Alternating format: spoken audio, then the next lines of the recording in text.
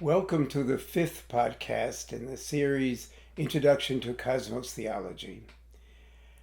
Today we are honored to have as our guest in this podcast Sister Kathy Duffy, who is the head of the American Teilhard Association and is also the author of two major books, Teilhard's Struggle and Teilhard's Mysticism. We are anxious to hear her give us some incredible insights into her way of seeing what cosmos theology is all about. So enjoy every moment of it, and here we go. Welcome to the fifth podcast in a series called Cosmos Theology, which has the intent to introduce people to the marvelous reinterpretation of Christianity by Teilhard de Chardin. And tonight we are absolutely privileged to have Sister Kathy with us today. She is a member of the St. Joseph Congregation of Sisters, but in addition to that, she is a molecular scientist. Is that right, Sister? Molecular physicist. Yeah, physicist, as well as the head of the American Teilhard de Chardin Association, which is really, how could we be so lucky to have you here? Thank you so much. In addition to that, Sister has two books that we have been having many of us read in the past couple of months in the place that we worship called the Grange. And the first book that we took was Teilhard's Struggle, Embracing the Work of Evolution, which is absolutely fantastic. I'm not just saying that, I mean it. And then something that I would like to even discuss tonight also, I'm sure Francis, Teilhard's mysticism, seeing the inner face of evolution, which is something I've always struggled for. Maybe we can talk more about that, the inner face of matter. That said, I guess we can start. And Sister, I just mentioned that Teilhard reinterpreted Christianity. I just learned about him several years ago. I was just wondering, what is the one thing of his interpretation of all the wonderful teachings of Christianity that you feel is the most important one? We're going to go bigger than that tonight, but which do you think is the critical one that he has? It's been an enormous contributions, but that he has really brought to Christianity. Well, I think there's no doubt about it that evolution was the insight that pushed him to come up with his synthesis. It just seemed like the perfect match to the theory, the dogma of the incarnation. The two of them, in his eyes, just matched so well. And he wanted to be able to articulate that so that people would understand what he was saying. And of course, that was the problem, that nobody quite got it then, and they felt threatened. So, he wasn't very successful in getting his work out into the public during those times. But I would say evolution, because the theory of evolution moves us from a static idea of the world where things are already made. God created the world this way. It's going to be this way. We can, live in it and be good and go to heaven. But with evolution, it's a whole different picture. It's a matter of moving into the future. Nothing has been completely, the universe is unfinished. Nothing's complete.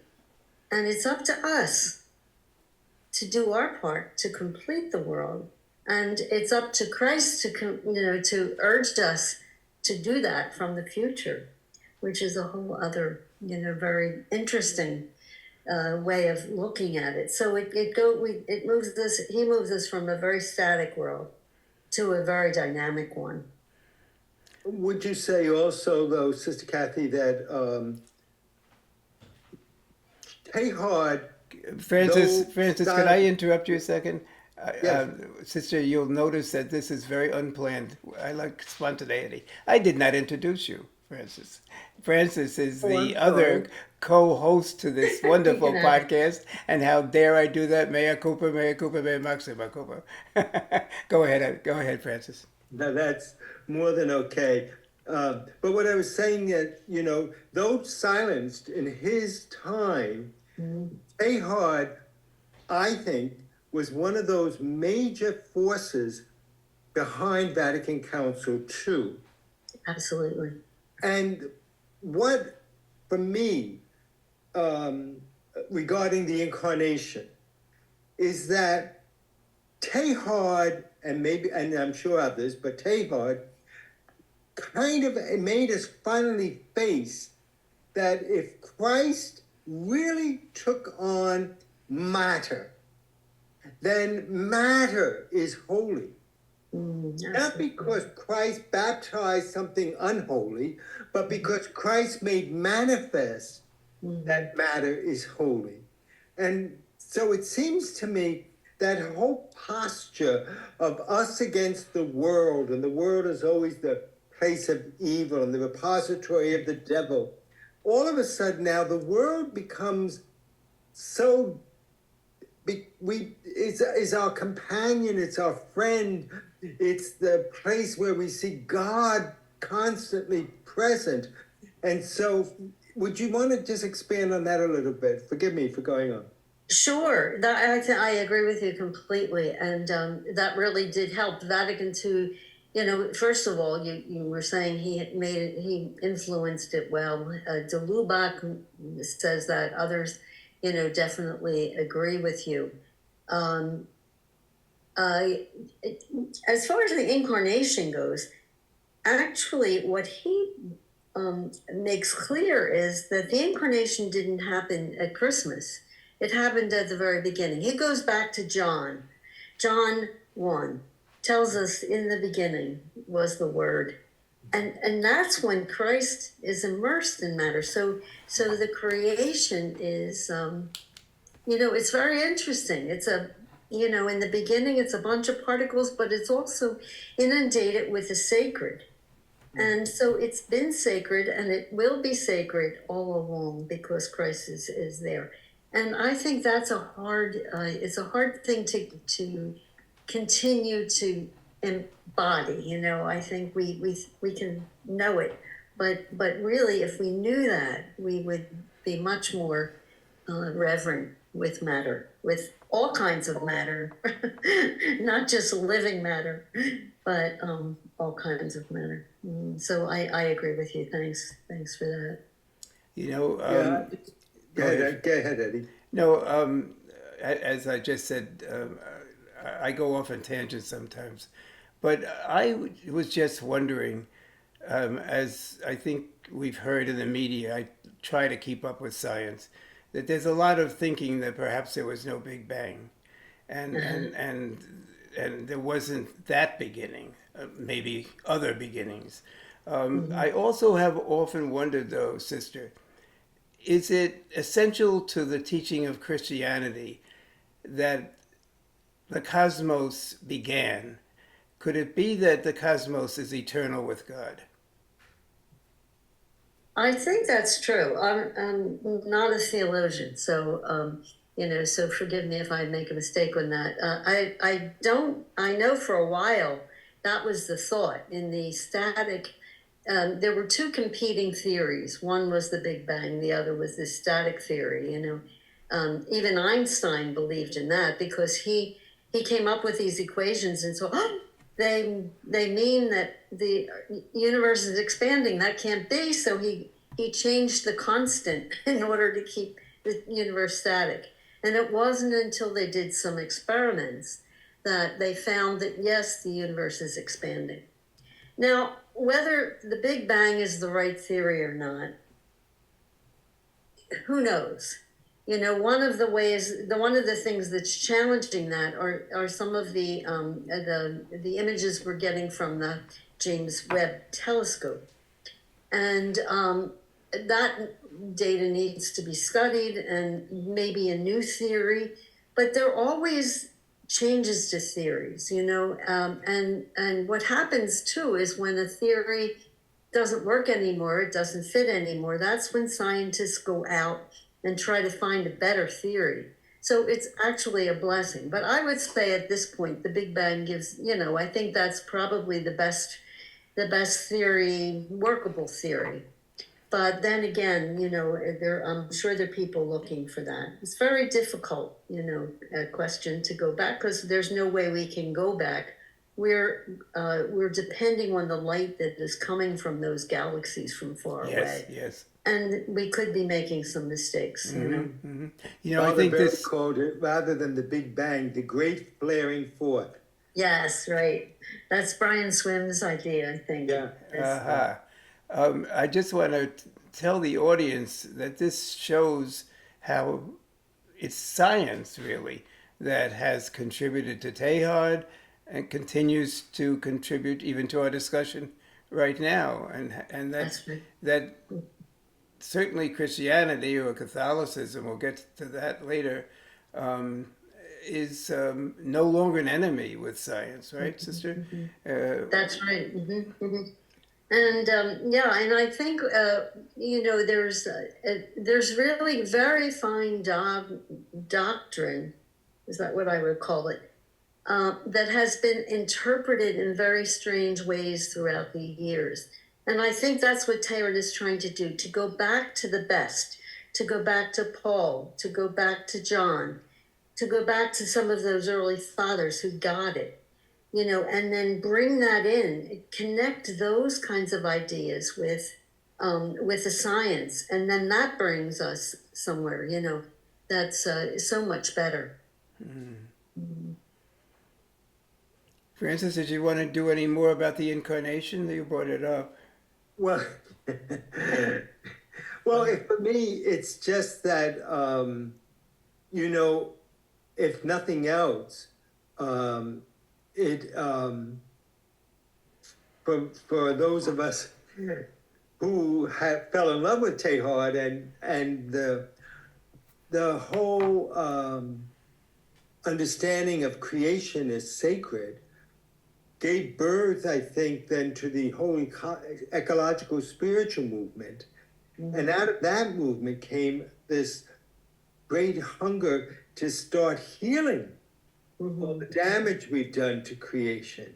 So that in some ways, for me, I see Teilhard's fingerprints even in the Catholic climate movement and beyond the Catholic. I mean, this is the whole climate movement that we're about. Would you think so, Sister Kathy? Or yes, I think he doesn't really talk about the environmental crisis because that wasn't popular in his day.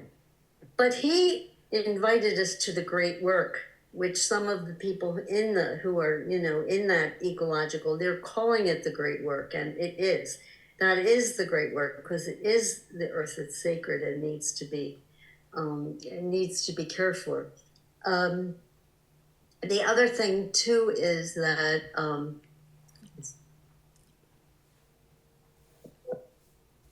I just lost it. I'm sorry, because it was important about about Teilhard and what. I'm sorry. well, that's okay. But with regards to maybe the way his fingerprints are still there, even though that issue was not obviously burning. Yes, and that's exactly what I wanted to say, is that he told the story of the universe for us and saw something in it. Now, Brian Swim and Thomas Berry wrote a beautiful story, and actually Brian Swim has just done a book on the Noosphere that should be coming out. And again, it's a beautiful story, but it all depends on what Teilhard's insight was. That he saw that, he kind of followed the Big Bang through the ages before anybody else was doing that.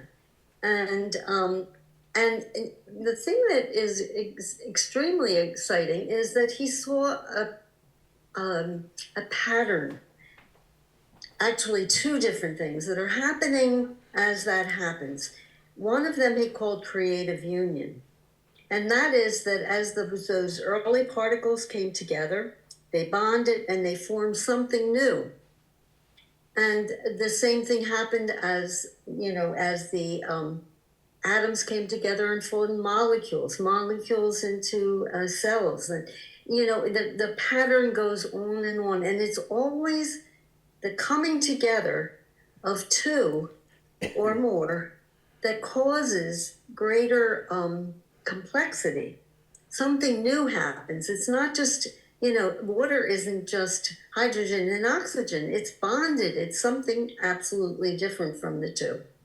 And so that pattern of creative union is interesting, but it's also, it's a mandate for us.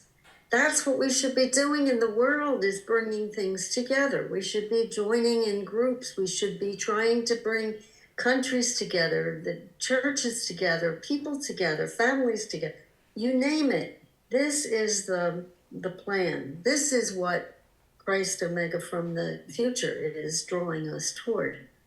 And the second was that once this newness appears, it becomes more conscious. So he thought from the very beginning, he felt that even those particles had some kind of agency, some kind of very primitive consciousness. It's not like our consciousness, but little by little that consciousness grew as the universe became more complex. And so the gift that we get when we bring things together is greater consciousness. And you can see that. I mean, even a simple example, you try to do a good deed, and that's great. But you get 5 people together and you do the deed together, and each one has a new idea about how you can do this. And you don't do 5 times as much, you probably do 10 times as much, because of the increased complexity of the group and the increased consciousness of the group. And that fits in with Christianity being a community religion, right? Yeah. It should be, and that's the point of gathering the Can you people can you together. speak That's important. can you speak to what I think is, for some of us, the struggle that I think I've finally caught on to? Spirit and matter. As you just said, that matter, even at the earliest stages, there's some agency in it. But I have read recently in your book, as well as another book that by Hort, that spirit is not something glued on to matter. That spirit is matter. But can you speak to that, because it's quite interesting. The way John Hoff talks about that, and I think this is what Teilhard is trying to say, is that spirit is a movement toward the good, and matter is falling back. It's not as if they're two different things, but we're moving. The evolution is moving us towards spirit, which we could see, as we come together and become more conscious, we're moving to another level of spirit, right? And so, but if we turn away and break up that group, or that, that whatever that union is, and fall back, then we're not moving in, and John Hort would even say that's what we call sin, not cooperating with the movement forward, whatever that is for us. Each one of us has a little part to play. It's not a great big job often, but when we fall back from moving forward, we're moving back into like a matter without spirit, the unspirited matter. And what we're trying to do is to grow spirit, so that we do that when we move in the direction toward greater complexity. But matter can move forward, and as you just said, move back, right? When it moves forward, it has the agency to be spirit. but a different, a more evolved, if you will, matter. Right. Dare I say Well, something didn't now? St. Paul make that distinction? I'm not sure it's exactly the same, but when unfortunately translated for too long in our scriptures as flesh against spirit, but Yeah. the real Greek word used was sarx and noumena, and it means redeemed flesh and unredeemed flesh. That's great. Yeah. Yeah, if Very we only different. knew more languages, we would have a I better never idea. had that true. Well, I still think it's still so much with us, the dichotomy between matter and spirit. Absolutely. Hmm. So, When we say spirit, we always think of something non-material. Hmm.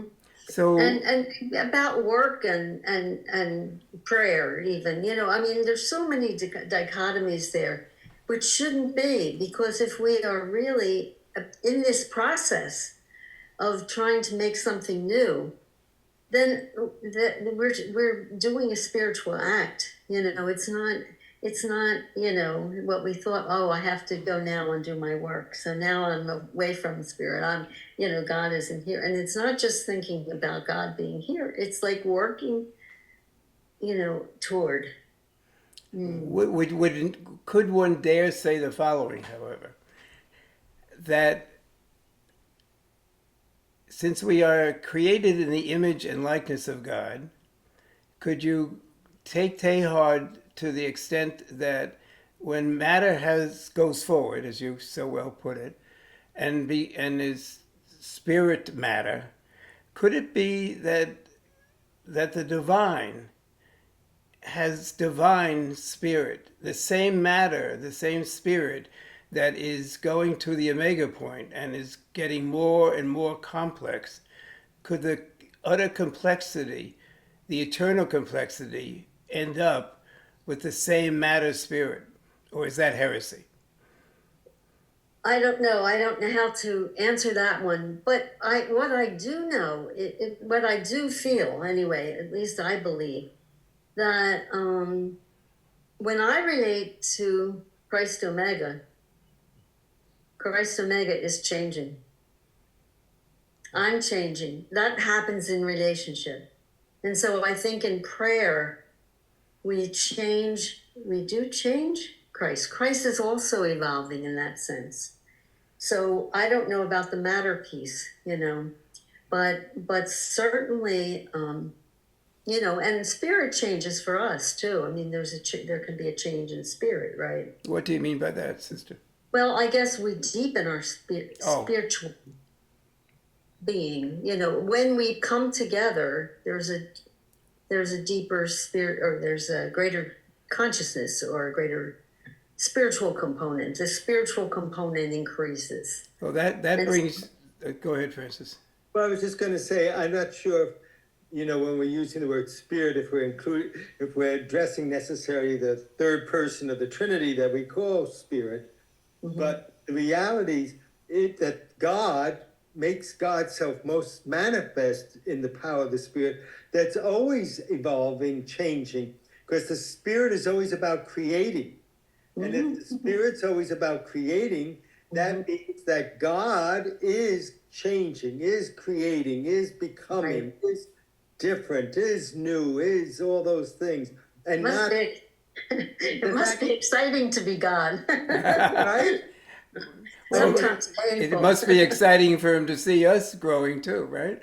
Yeah, Well, it's true. And so changing. different from the static understanding of doctrinal theology that God is this fixed and no change, unchangeable being, and all And that. up in the sky, right? Yeah. Which we know now can't be, because the idea of the spirit, the third person of the Trinity. I like to think, one of the things that Teilhard wrote, and I'm sorry he didn't do more of this, but he wrote an essay called The Eternal Feminine. And he went to Proverbs 8 and used all those ideas. You have an article on that in the book. I do, yes. And Sophia, I call her the catalyst of creative union. And I imagine I like take his idea and embellish it, and people love it. People that I share with, it's as if she's like this, you know, um, person, this beautiful woman who's just darting about through the creation, encouraging us to be more. So we have Christ Omega, luring us into the future. But here she is among us, very much like spirit. One woman I remember saying that, well, isn't that just the spirit? And I said, well, whatever, but it's these images, I think, help us to, to image a God who's more real, who's more dynamic, who's, not just, as you said, sitting there, waiting for us to behave. It's more about, how creative can we be? Could we segue from your book on Teilhard mysticism about how Teilhard has contributed to our spirituality, if you will? Mm-hmm. Well, the interesting thing about that book is I got the outline from one of his essays, which is called The Mystical Milieu. I was sitting wondering what I was ever going to write about. I had no idea, and I knew I had to hurry up because I only had so much time for a sabbatical. And I read that essay, and the whole thing came to me. He in that book, I use these 5 circles: the circle of presence, the circle of, let me see if I remember them even this, but each one, consistence, the circle of energy, the circle of person, and the circle of, which is Christ, whatever. But anyway, it's sort of a program that, the way his spirituality grew. So the first circle is more about his being in love with Earth. He just loved to be outside. He loved to collect rocks. He was a professional paleontologist before, he even went to graduate school. I mean, he was so involved with Earth and loved it so much, and was so upset when he got to the novitiate. And it seemed, according to the books he was reading, that he should love God more than Earth. And he knew that wasn't right. He knew that there was something in him, and he needed to. So his advisor said, well, just keep growing. And he did. And then so that he was able to move from his rocks to understanding the complexity of Earth's core, and how her Earth's mantle, the geology, that fascinated him, and he would go around and try to draw maps showing the geology of the different places where he was. But he still had this question: what holds everything together?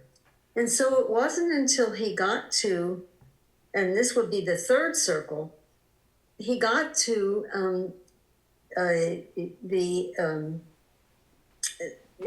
theology classes that the Jesuits had, that he was still wondering about this. And lo and behold, this is like one of those wonderful pieces of serendipity that are there because Christ is calling you to something bigger. That year that he was there, the theme for the year was the passage from Paul, all things hold together in Christ. And he was wondering all this time, why do things fall apart? And suddenly the answer comes, and it's all connected with his ideas of evolution. And so that gave his spirituality a lot more life, dynamism.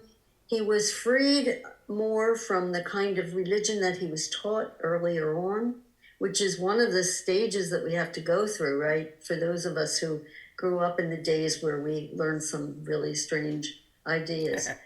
And then he moves into understanding the person you know, the evolution moving into, and I think this is the piece of the new sphere, the fact that not only are we, you know, gathering together to talk to one another, but we're learning together, and we're sharing information. Especially he, as a scientist, he was had international connections, and so he was also seeing this idea of you know, science, or of community rather, and how the sharing has been going on for how many millions of years, as you know, in the human community.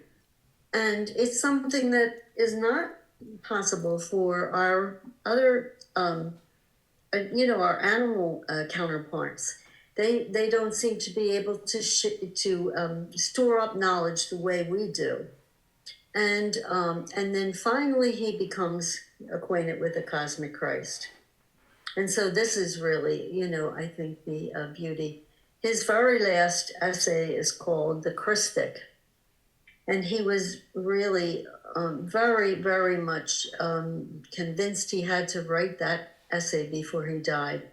And in that essay, he images Christ at the center of what he calls a Christosphere, and that all of creation is within that, complexifying little by little by little. And he kind of uses a comb to illustrate the complexity.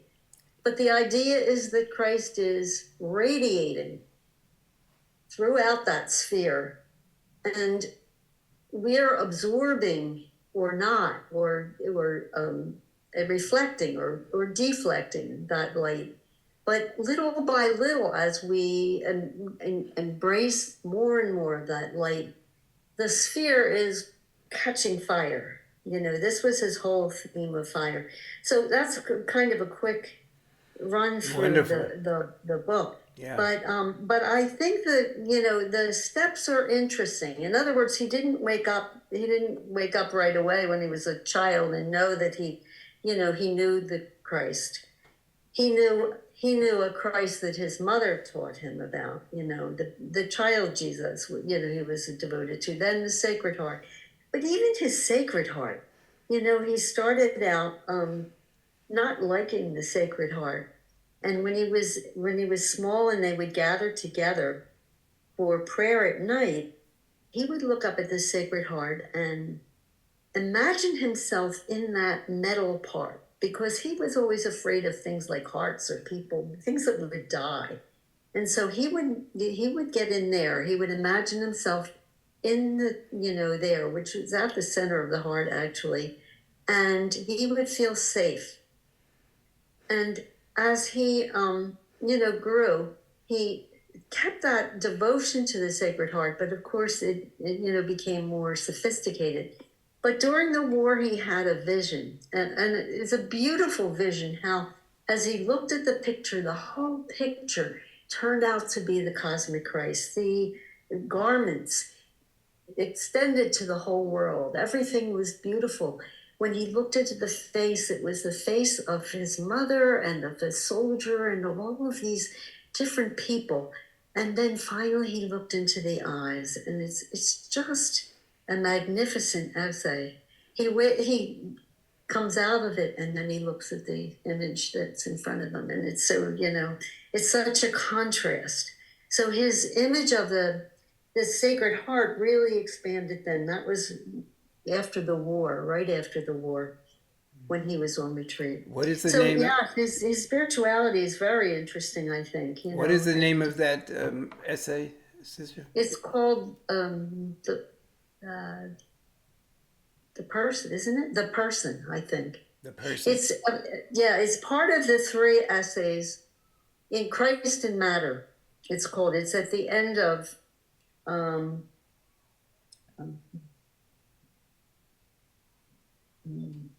What am I thinking?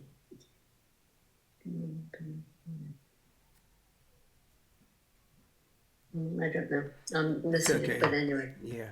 I can get it to you though. That was beautiful. It should be on the tip of my tongue. Yeah. I have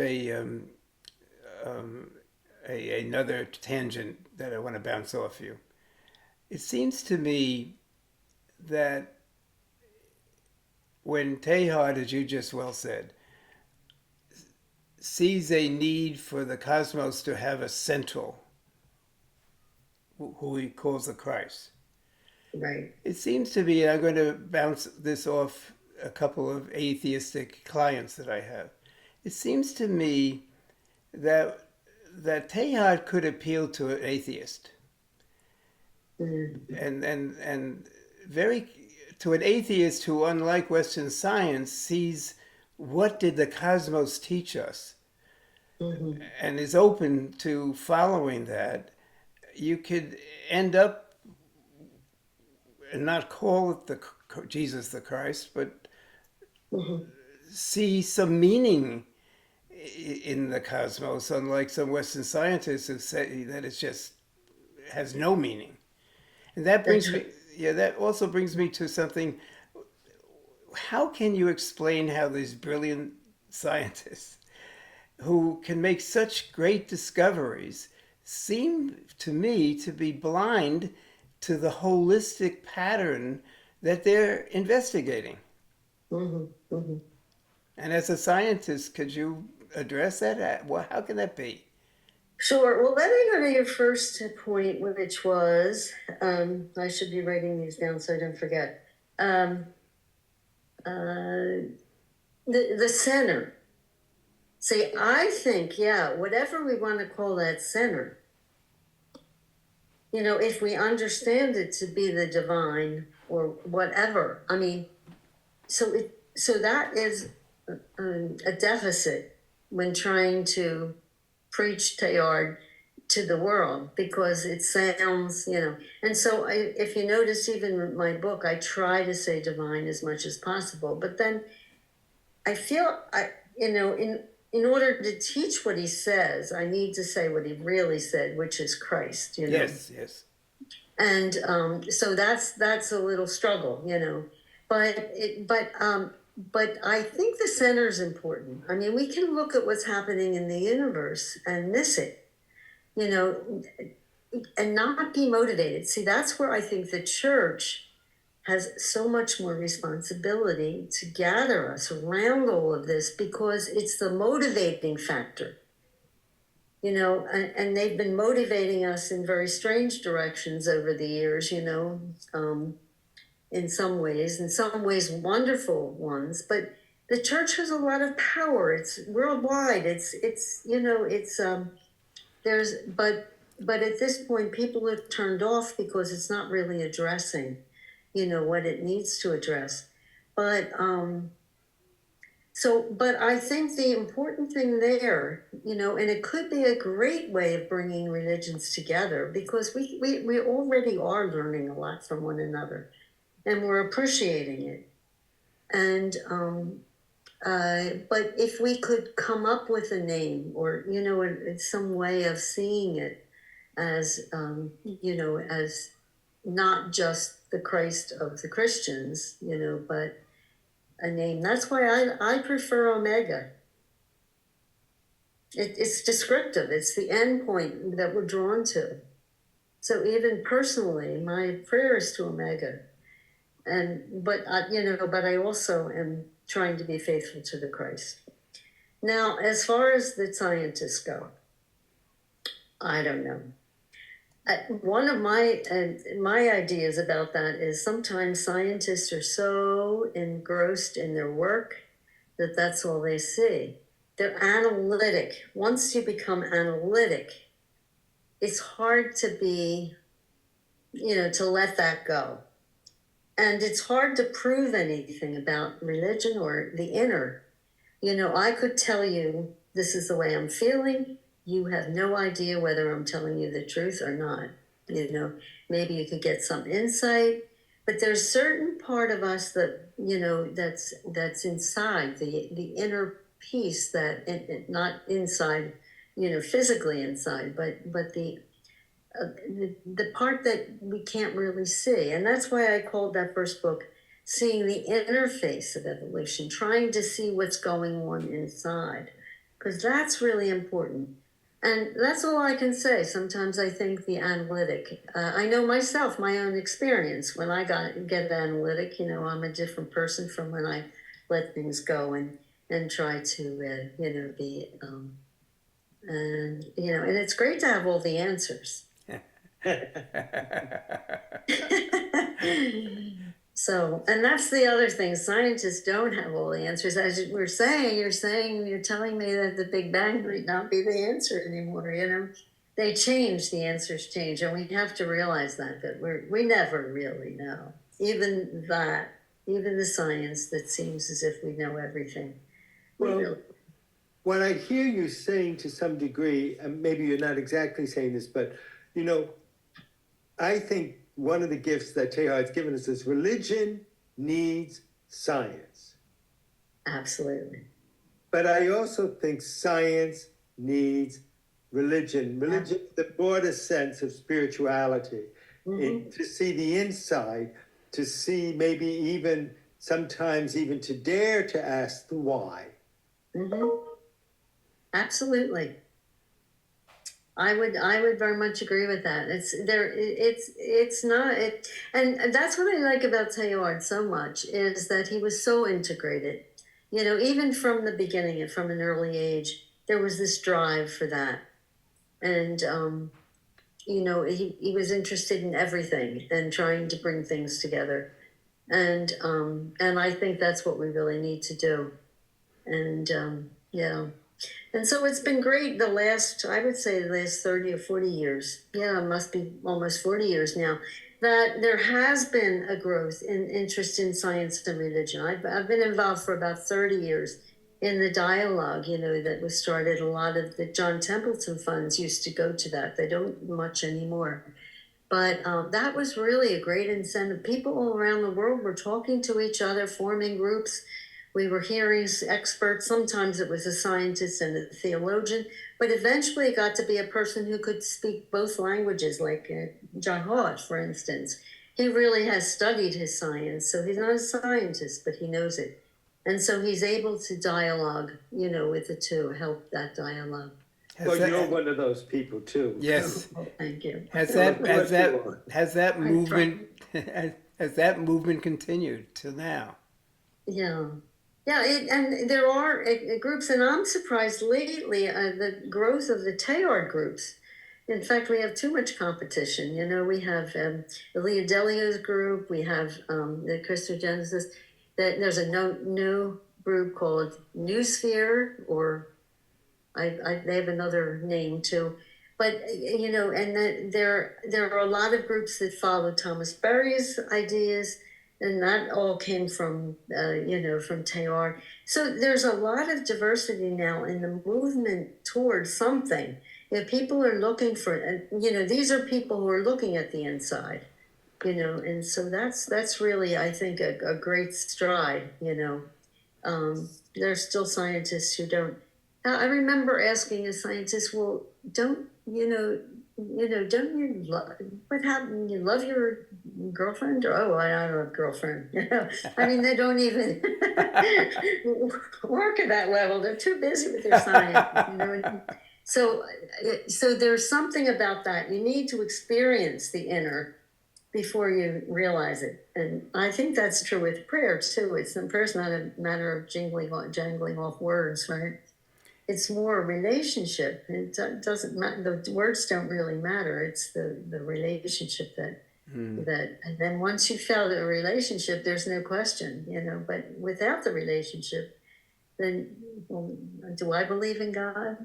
Maybe not, So I think that's kind of the key, but it's hard. It takes work and help. I think spiritual directors are helpful in those cases where, people are searching, for meaning. In our discussion, Frances, you were going to bring something up about the spread of Teilhard, right? Well, we were wondering about how you feel that your own association has been successful in particularly among we're wondering about people beyond, experts like yourself or theologian, whether we're touching through the association ordinary people. Well, I feel, or one of the things I'm finding right now is that we have, I've had a reading group on science and religion going on for the last 12 years. And I have about 150 people who are still on the list, who might come and might not. But we usually have 25 and 25, like in the two groups I do. We have a couple other groups going, and we have another one coming up. And people love it. They really love doing the work. And what I've been doing this last, group of sessions was to take the Divine Milieu, and we just read maybe 8 pages. We come together and we read out loud 8 pages. So it's like a Lectio Divina. And we take time to focus on it, to be with it, to share word or phrase, and then also to discuss. And it is amazing how people are growing in that, really understanding. What I find that, before I would say, well, read that chapter, and then they come in, they forgot what they said, what they read. This is really getting deeper and deeper into it, into the real words of Teilhard, and not what somebody thinks or makes up, what I mean? Like some of it, people take it to an extreme that isn't really there, or could be, or whatever. So I find that good, and each of the groups is doing that. So in that sense, there's a hunger. I also do retreats, and I'll tell you, oh my goodness, it's the most wonderful place to be, because there's a hunger, and people are there. They want to get fed, and I think Teilhard has the words that are needed. And so, from my perspective, my connection with the public. We're having our first, well, it's really our second in-person event since Zoom in May, the end of May and beginning of June. And it'll be wonderful to see. I think we have some new people coming, and we're gathering for a weekend with a speaker on Zoom, John Philip Newell. And he'll be there just on Zoom for the 2 hours. But we will spend the weekend working together and trying to understand his work and Teilhard's work. So it's wonderful. I think that's really good. So since I've been president since 2020, and since then we've had many more events, lots more speakers. Maybe 3 a semester. We've had meetings of the members.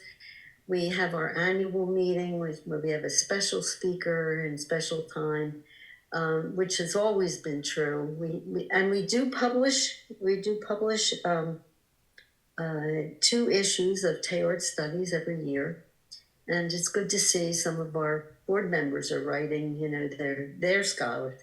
But it's getting out, as you said, to the general public, and it takes time. It's, whispering down the lane, these people come and, well, my friend wants to come to the reading group. I said, all right, sure. So, So is your event in the end of May, Sister Kathy, is that open still, or is it filled? Yes, it's yes. You can find it on our website, and you have an option to just sign up for John Philip Newell's talk on Zoom, or to come for the weekend. And can you give us exactly the website? Is it the American Teilhard Association? Is that the? No, it's Teilhard Deschardins. So his name, teilharddesjardins.org. Okay, good. And the events are right on the first page. Yeah. Oh, that's good. So Teilharddesjardins.org. That would be great. Yeah, we would love. And if anyone's interested in reading groups or events, and we do send. If I have your email addresses, if you're a member, you get a mailing every once in a while telling you what's up. I'm a little confused, sister. So there's the association, and then there's Teilhard.com. I'm a little confused. Oh, the American Teilhard Association has a website called teilharddesjardins.org. That's our website. Okay. Oh, all right. Okay. I Yeah, that's yeah, your yeah, yeah. website. It's confusing. I see. I I think see. we started out in social media too late. Somebody else got in Oh, on this. all right. Okay. Yeah. Even with Facebook, we're Yeah. the American Teilhard Association on Facebook, but anyway. Sister, I'm still confused. Um, why it's taken so long since Vatican Council II. Um, I went through 6 years of a seminary. One of the theologians there, I remember saying something startling, but only once, namely that dogma can change. I didn't hear anything about Teilhard, and that was in the late 50s and 60s. Why hasn't it spread more? Has the institutional church not been interested in spreading it? Or and I mentioned this to a Thomas Aquinas person who's read a lot of Aquinas. He said it took a lot of centuries before Aquinas even seeped down to the laity. But why Right. so many years later do even seminarians, at least in my era, which is a long time ago, um, why has it taken so long for the laity, for the mass laity, to hear this from the church? Well, I think there are a lot of reasons. I see if I can remember all that I think, and there are probably more. The first is I mean the church at the time wasn't interested in promoting, right? They were still saying don't read. There was a monitum, don't have these books in your library, and that was in '62. And then the council came, and then there was an upswing. People got interested, like maybe they read part of the Divine Milieu, or they read something Uh-huh. that was easy enough to read, which is Uh-huh. another thing. His work is not easy to Right. read. And so they read that and they found out about love, and it was all love, love, love. And then love didn't work. By '68, they decided that wasn't the answer. So I think that was a piece of it. It was the times, it seemed to be but this was not the church. It was the groups that were moving ahead, which could have really helped to move the ideas. There was another upsurge in the '80s. Thomas King, Jesuit, wrote a couple books, and I think like for instance, at Georgetown, he and John Haught and Jim Salmon at Loyola in Maryland, they were promoting it, But what I think is a shame is there are very few scholars who are really Teilhard scholars. But how can that be? Well, who would hire them? See, I mean, part of it is, and then if they don't get hired, there are scholars who know Teilhard, but I mean somebody who really specializes. So Thomas King, for instance, I mean, he had other things he was interested in, but he really did something. But they didn't grow the next level of scholars. Ah. And I think we need that. And so, like, even myself, I don't know whether you'd call me a scholar, because I mean, I'm a self-made woman. I just went to classes. I read books. I learned from my friends. I'm a good friend of Ursula King's and Jack Haught. That's how I came to what I know. It's different from, doing doctoral level and then really working in it. And so we have a few young people who did doctoral dissertations on Teilhard, but I don't see any of them really practicing. They're not doing the theology and getting young students to be, Ilia Delia is probably the one who at Villanova, she has a PhD program in theology, so she can, she has people who are interested, but it's very few and far between. And so that's one strata of problem, Mm-hmm. And then I think the difficulty of the work, people said, oh, I read it in the '60s, and then, well, why didn't you keep reading it? I'm not sure. It could be that it was just too complicated. You know, I think in some people who read the Divine Milieu were taken away, you know, with and loved it. But really, to go through all of the works, you know, and to really spend time, you know, without any help, I think it's probably, I don't know. But anyway, we're trying to change that by making it more accessible, you know, in the kinds of reading groups we have. People can really understand what's going on. And, you know, I hope my books, some people say they're accessible, you know, I hope. They are.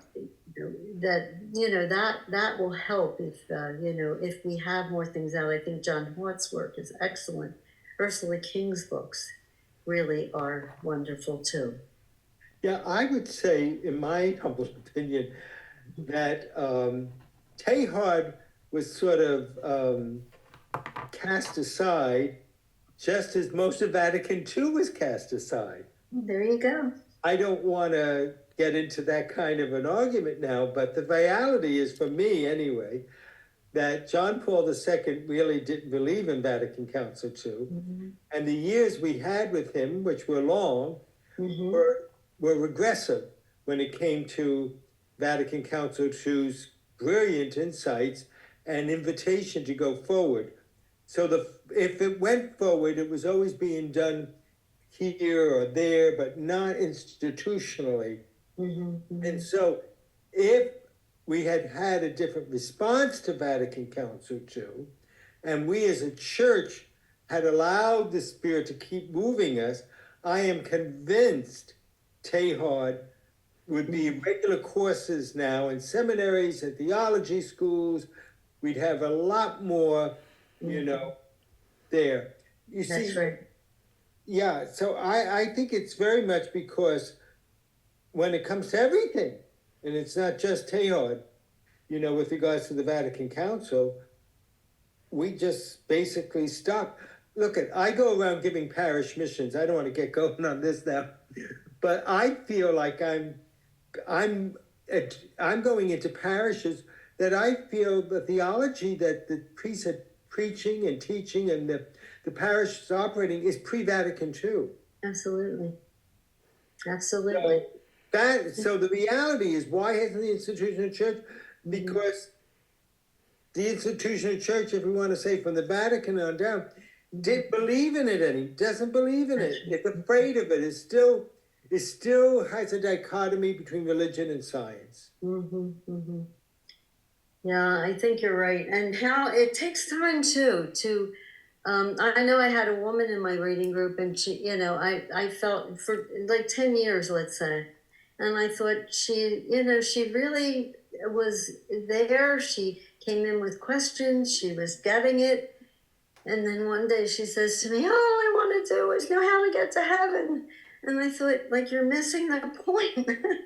And yet, do you know what I mean? Like, those things are so embedded in us that, you know, I mean, not that, you know, don't want to get into that discussion about heaven, but do you know what I mean? Just to get to heaven is not the way to live, you know?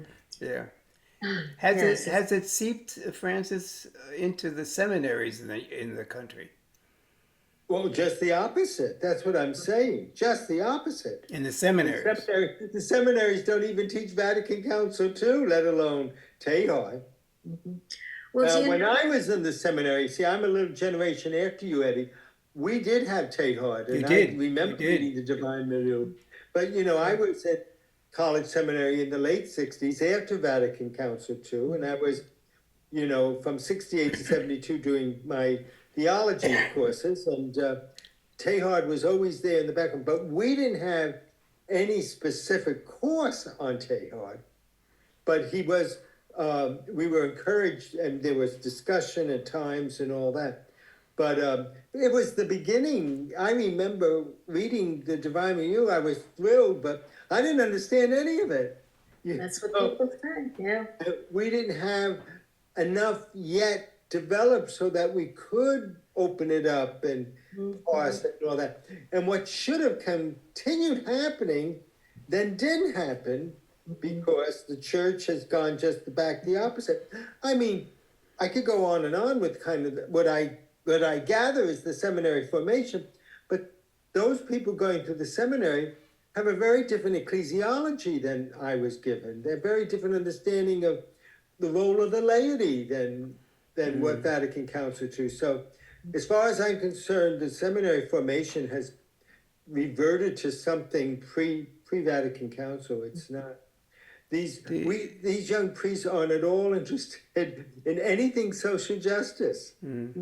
Sister, Well, you know what's interesting though is I think the sisters, on the other hand, On the other hand, yeah, you know, I mean, not perfectly, but they're the ones who took up the very, you know, the universe story, and you know, for example, and they certainly, you know, are doing social justice work. The nuns on the bus, I was so happy with that. It changed our image to the world.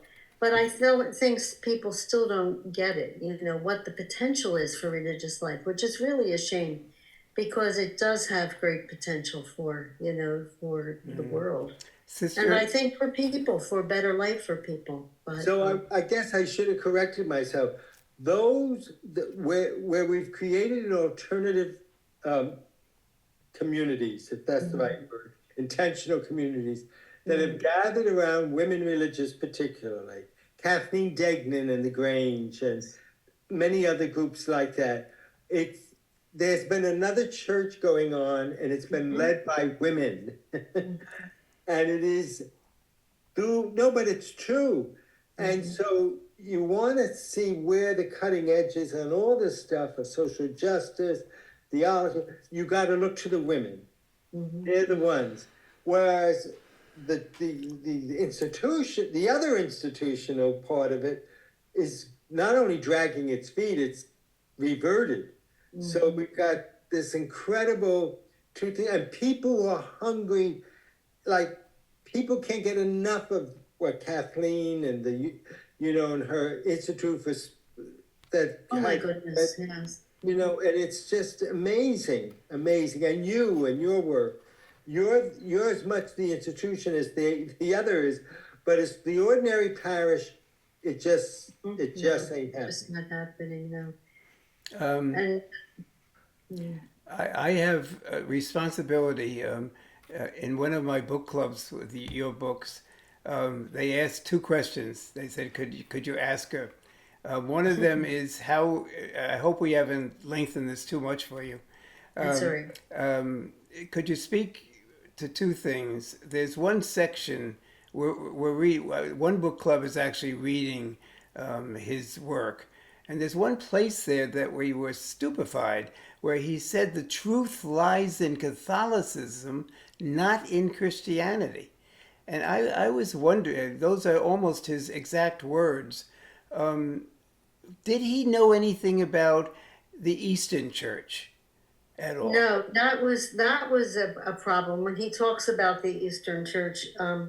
Early on, he really didn't. He lived. You know how there are compounds. You know, like wherever he lived, he was kind of in a compound. He worked with scientists, some young Chinese scientists, a couple older ones, but mostly European, you know, I see. scientists who were coming. So his even when he was now during the war, he was with the soldiers from the French, you know, republics, and so there was diversity. He mixed with different people, but I don't think they talked religion. You know, he talked religion to his Protestant friends, yeah. but not, you know. I see. And so when he came back to Paris, though, he spent some time studying the Eastern religions, which I found interesting. I don't know whether he ever wrote anything, you know, about it then, but some of the things that he wrote early on, you know, might be displeasing because he didn't really, you know, understand them as much. I see. I think there are a couple papers when he went to India, you know, that Ursula King has, and you know, I should look at them again and see. But no, now Christianity and Catholicism, I don't know. I mean, I think he felt that the Catholic Church at that time had potential to unite the world.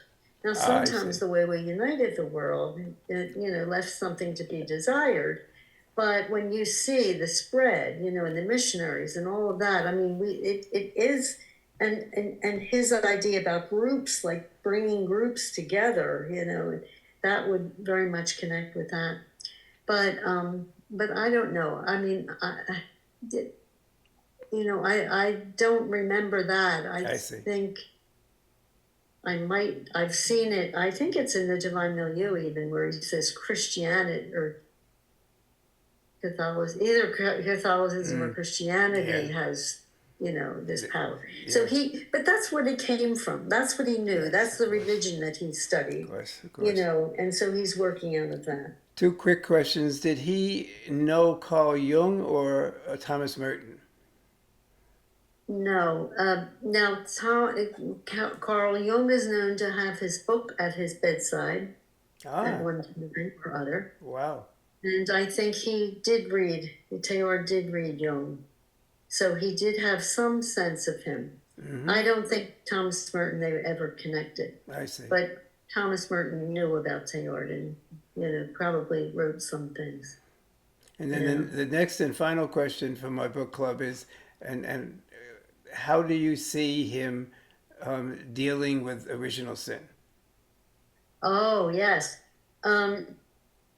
So the problem with original sin was that it presumes that there was an Eden, right? A paradise.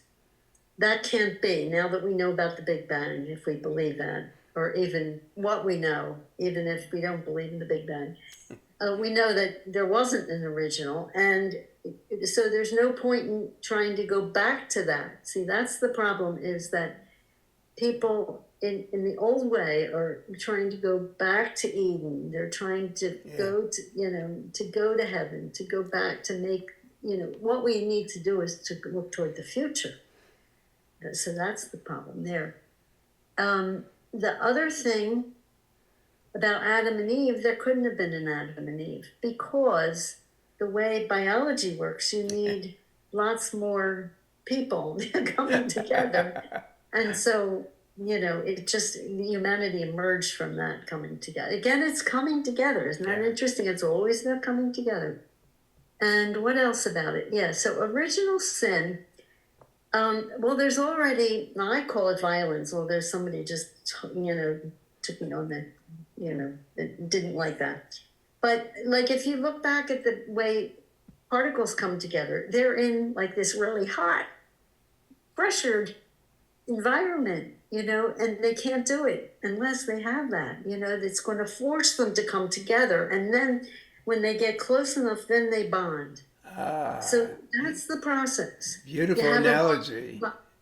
You have a volcano that gives off, lava. And the poor people who are poor people, and I mean, that's where we put the poor people, at the bottom of the volcano are damaged. But actually, the volcano is helping the soil. This lava is going to help the soil eventually. Like forest fires. People there, but all of this stuff that happens, earthquakes, all the, there's devastation, there's damage. So he would want us to broaden the sense of evil and destruction and not good. Mm-hmm. So wars, all of that is one big piece. And it's not, Jesus didn't come to save us from sin. That isn't the point. Yes. He came to show us the way. Yeah. Yes. And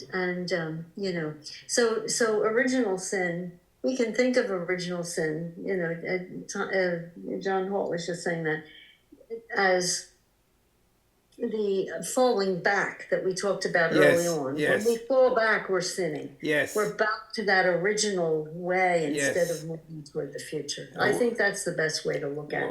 Wonderful.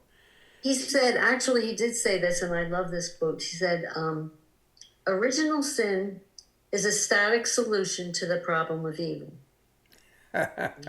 So Aquinas didn't know any better. Yeah. So he came up with a solution. Why is there evil? oh, it must be original sin. But it's because he had a static worldview. And we don't need that. This has been wonderful, Francis. I feel we've gone on and tired sister. Is there any? Thank you so much, Sister Kathy Duffy. It's been fun being with you. This has been Thanks for your good questions and all. It's been a magnificent learning experience, sister. Really. Yeah, me too. Thank you so very much. Yeah. Yeah, thank you. All right. So we will say to the people who are making this program, we'll see you at the next podcast. Okay. And thank you so much again. It's been an honor, quite an honor to have you. Keep doing what you're doing. Yes, I'll do my best. I was very tempted to join one of your reading groups, actually. Good. We'll see. Okay. Thank Good you night, so everybody. much, Good to Eddie. be with you. Thank you so Same. much. Good to have you, and good to be with you, Eddie. Oh, it's always good. Yes, You know, that's true. Francis once a Good threesome. Francis once a month is at the Grange, and he's famous for two wonderful things. In addition to being such a wonderful person, his homilies and his liturgies are just magnificent. But also, he's known for his unbelievable smiling face. And you have one too, sister. It's with joy. We'll see you all next time, I hope. Thank you so much. Bye now. Good night. Bye. Good night.